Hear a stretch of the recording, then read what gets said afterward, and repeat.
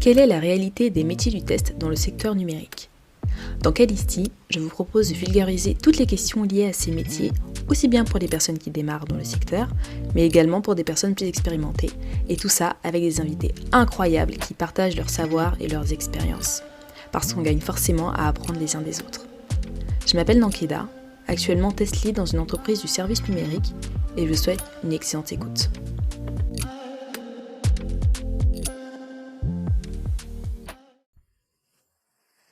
Bonjour à tous, j'espère que vous allez bien. Après un mois d'octobre particulièrement chaud et ensoleillé, on est arrivé sur un mois de novembre bien pluvieux, bien triste et bien démotivant. Si vous êtes un auditeur ou une auditrice assidue du podcast, je pense que vous avez remarqué qu'il n'y a pas eu d'épisode la semaine dernière. Je m'étais donné pour objectif de sortir un épisode par semaine pendant 1 an, sachant pertinemment qu'il me fallait une organisation un peu au cordeau. J'en ai loupé 2 ou 3, mais contrairement aux fois précédentes, ce coup-ci, je me suis un peu retrouvée avec une perte de motivation. Pas une espèce d'angoisse de la page blanche, parce que les sujets qui gravitent autour du test sont vachement nombreux, mais une vraie perte de motivation. Trouver un sujet, m'asseoir derrière mon micro et puis partager avec vous mes réflexions sur un sujet spécifique, ça m'a semblé impossible à faire la semaine dernière. Ça arrive à tout le monde, bien sûr. On a des baisses de régime, on tombe malade, puis on est pris par le quotidien, la vie, tout ça. Mais je pensais avoir construit en fait un système qui m'empêcherait de tomber dans cette perte de motivation en ce qui concerne le podcast. Et faut croire que non. Personne n'est infaillible. Alors, la perte de motivation, c'est un phénomène courant, généralement causé par le stress, la fatigue, le manque de challenge ou même un changement de situation personnelle. Et ça peut durer hyper longtemps. On peut se dire qu'on va laisser faire le temps et que ça reviendra plus tard. Mais encore, ça c'est si et seulement si on a conscience qu'on est dans une phase de perte de motivation.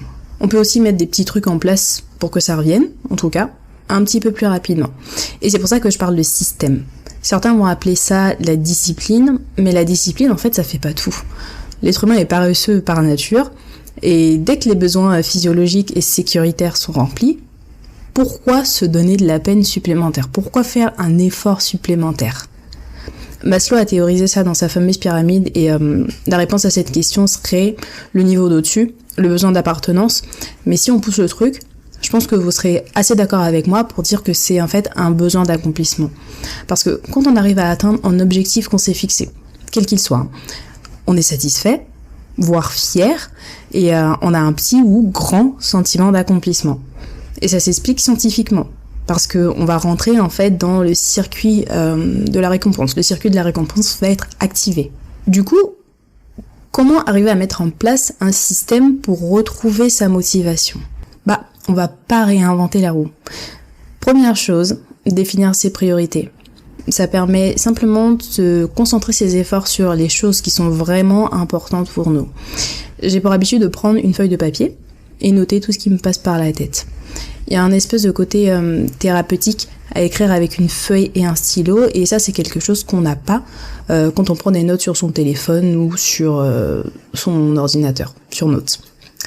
Une fois que les idées sont mises au clair sur le papier, je m'interroge sur le sens de ce que je fais. Est-ce que ça a du sens pour moi ? Qu'est-ce que ça m'apporte ? Est-ce que je suis pas en train de gâcher de l'énergie sur telle ou telle chose ? Et ça permet de se sentir beaucoup plus engagé et beaucoup plus enthousiaste. La 3e étape, ça va être de se fixer des objectifs réalisables. Voir grand, c'est bien, mais à chaque jour suffit sa peine. Et se fixer des objectifs trop grands peut donner l'impression de ne pas y arriver. Au contraire, se fixer des objectifs réalisables, ça va permettre de voir les progrès, déjà, pouvoir les tracer, et ça fait toujours plaisir, les baby steps. Et comme le dit l'adage, c'est un marathon, c'est pas une course de fond. La 4e étape, ça va être de s'entourer de personnes positives. Les personnes auprès desquelles on peut se ressourcer et qui nous encouragent dans nos projets. Donc il peut s'agir de notre conjoint ou de notre conjointe, de nos amis, de notre famille, d'un mentor, mais ça peut aussi être une communauté à laquelle on appartient, voire même un influenceur dont on est particulièrement fan. Après, c'est à chacun de trouver ce qui fonctionne pour soi. La 5e et dernière étape, celle que je préfère, se récompenser. Parce que ça aide à renforcer sa motivation et à se sentir doublement encouragé pour pouvoir poursuivre ses efforts. Dernier tips pour la route, mais je pense que vous le savez déjà, un esprit sain dans un corps sain, ça pousse toujours plus loin. Donc autrement dit, bien manger, bien dormir et faire du sport quand on n'a pas la flemme. Donc c'est tout pour cette semaine, et si vous êtes traversé par une perte de motivation à un moment donné, écoutez, n'hésitez pas à revenir écouter cet épisode. Si vous avez aimé ce que vous avez entendu, parlez-en autour de vous. C'est le bouche à oreille qui permet de faire connaître un podcast.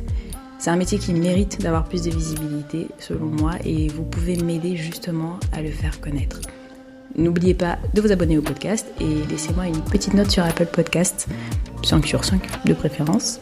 Et puis on se retrouve la semaine prochaine, et d'ici là, portez-vous bien.